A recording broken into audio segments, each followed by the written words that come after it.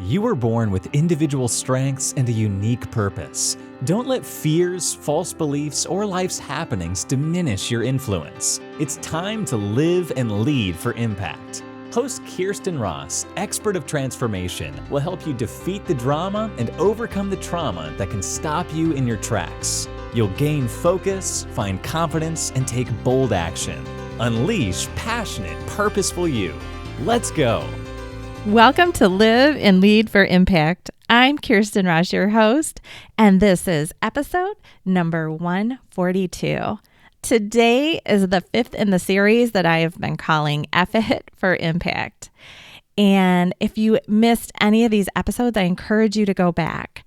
So the first was episode 134. And that one I talked about fueling your fortitude. So how to stay committed and tenacious when tough times come. And also some strategies to overcome some of the things that can throw you into questioning whether or not you should continue.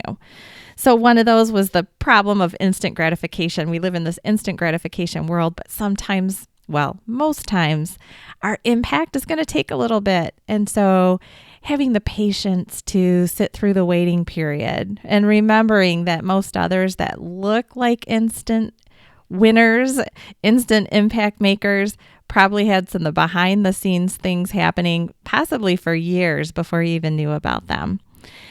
Also, knowing your why, burning the boat, running your own race. So those are just a few of the things that I shared in that episode. Again, episode 134, go back and find it if you missed it. Then in episode 136, I talked about forming your foundations.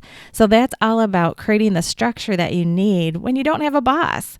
If you're working for yourself to make your impact, you need to create that structure through good organization, calendar, having some specific office hours, whatever it takes to keep you committed and moving forward with enough structure and accountability. Then in episode 138, I talked about fulfilling your commitments. In this one, I talked about taking away that wiggle room between your words and your actions so that you will, one, be really intentional about what you say yes and no to, because two, you tell yourself that once you commit to something, you're going to have to follow through. When we leave ourselves that wiggle room, it's super easy to say yes to too much. Then we live with the energy zapping feeling of overwhelm, or we fail to follow through on our word and then feel really awkward or like we need to avoid certain people. So that's the kind of stuff that I covered in that one. Then I talked about fending off fear. That was episode 140. That is all about removing fear and false beliefs that you can stop you in your tracks and trying to overcome that lizard brain of ours that, has a good purpose, but doesn't necessarily do its best work in the world that we live in now. So a lot of strategies about that.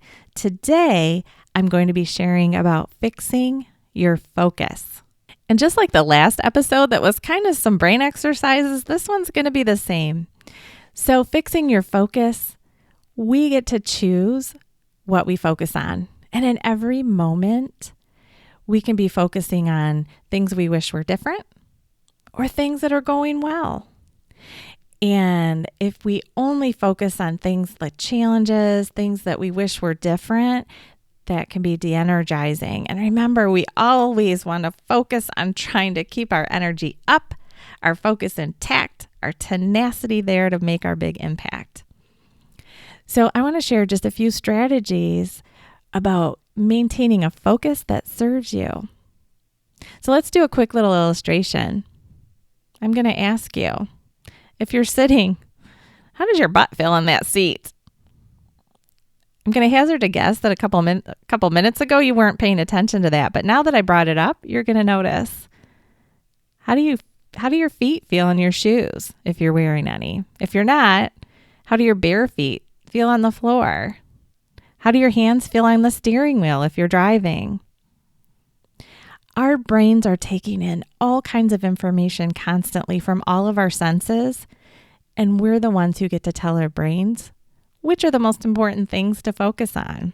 So while you're listening to me, my hope is that your focus is here. If you're driving, you better be focusing there and on listening. But in the meantime, our brains are taking in all kinds of information about all kinds of different things. And we're just not aware because we didn't tell our brain to focus on that. Have you ever forgotten to tell your brain to leave in the ready where you parked your car in a large parking lot or parking structure? When we forget, what happens? It's not there for ready access when we come back to find our car. But if you tell your brain, wait, keep this ready for me, I'm going to need this information soon, likely it's going to be there. Even better, maybe you put it in your cell phone so you have a backup plan. But we have the power to tell our brains what to focus on. And the goal should be to focus on what you want, what energizes you. Another quick illustration, when you're walking in the forest, when you look down, you might see some old leaves from the previous year that maybe don't look as good as they did in the fall when they were full of color and on the trees still. Maybe there's some worms, some old branches. It's not that pretty. But a beautiful sight might be just in a different perspective. Shift your eyes up, and now you can see the sun glinting through the beautiful green leaves. The truth is that challenges come at us, and we have to address them, especially when they're emergencies. So if we're not careful, our focus can land and live there all the time. One challenge after another. We need to train ourselves to focus on the challenge, take care of it, but try to make it as small as we possibly can in our brains rather than telling ourselves a story that makes it bigger and badder than it really needs to be. Or if we're only focusing there and forgetting that in the nooks and crannies in between the next challenge, we could take time for some gratitude for looking at what has gone really well. Tony Robbins years ago shared this illustration. He was learning to drive a race car, and he kept almost hitting the wall. Finally, his instructor said, "Don't look at what you don't want to hit. You need to focus on where you want to go." So he kept veering in the direction he was looking. And that's what we do with our lives as well. So I'm going to encourage you, focus on where you want to go. Focus on what gives you energy. Focus on solutions, not problems. The problem comes at you, yes. But celebrate the fact that you have this great creative brain that you've been given that can come up with good solutions that you can implement. Focus on what energizes you, not what tears you down. Make challenges as small as you possibly can and quick in your mind. Don't dwell on them. Too often, my clients, I find that I call it kitchen sinking it. They're looking for more and more data to support how rotten everything is, how miserable they are. There are many times when I start working with a client who's thinking, I have got to leave my job. I'm running out of here. I ask them to commit for a period so that we can see if just shifting focus in the current circumstance makes everything more palatable. Maybe they're making a huge impact in their work and the frustrations could be smaller with a simple shift in focus. So I'll ask you, where are you making challenges bigger than they need to be? Where are you dwelling on them? Where are you talking about them too much versus shifting focus on what's positive, the impact that you're making, the things that are working? Look for things that are in your control and focus there. How often are we frustrated with a person, with someone that we can't change their attitude, their actions? We can make requests, but we ultimately don't have control. So find the things that are in your control, where you can communicate and ask for things to be different, where you can create a different mindset. If there's someone that frustrates you, maybe you don't get angry at them. Maybe it's hilarious. I'm not saying it's easy, but I do always look for ways to laugh at situations if I can. I'm not saying I'm perfect at it, but it's not a required response to always be frustrated and angry with everybody who disappoints us or acts differently from the way we wish they would.